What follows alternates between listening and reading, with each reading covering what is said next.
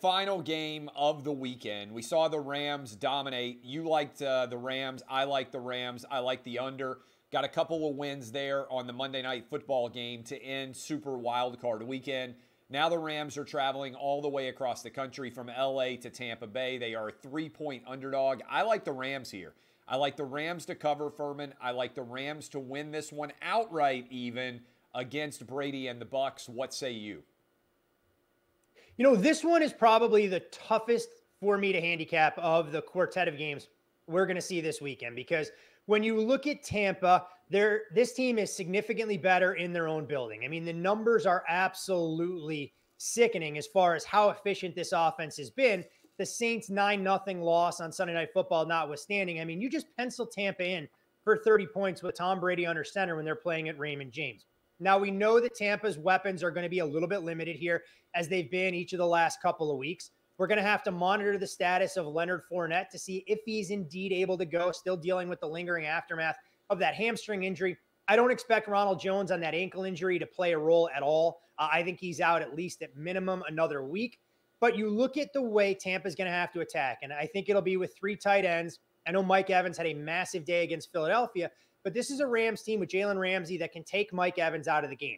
So what do the Bucs have on offense that gives them an edge? It's tight ends against a depleted Rams defensive backfield that had to bring in Eric Weddle last week, but the Rams lived in the backfield. Kyler Murray couldn't throw the deep ball. You didn't have to worry about the safeties covering downfield because Arizona was playing from behind early in the game. On the other side of the ball, Tampa's been very good against the run.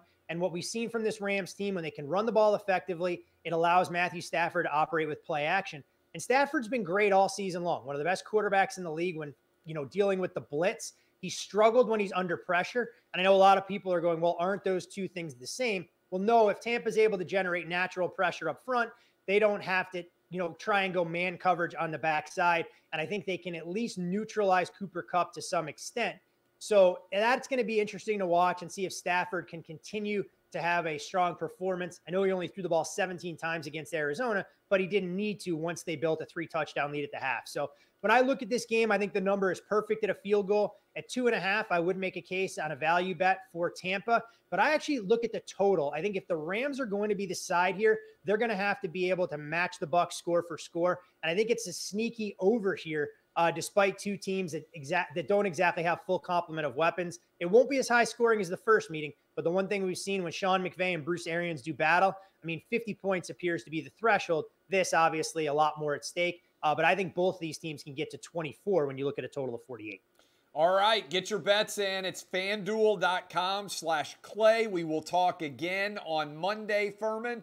We'll have the AFC and the NFC championship set. Fingers crossed my Titans are in that AFC championship game, and it's happening in Nashville.